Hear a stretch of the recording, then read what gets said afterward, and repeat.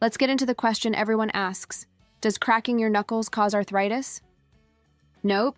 Studies say otherwise, like Dr. Donald Unger's famous experiment. For 50 years, he cracked the knuckles on his left hand, but never on his right. When doctors examined him decades later, neither hand had arthritis.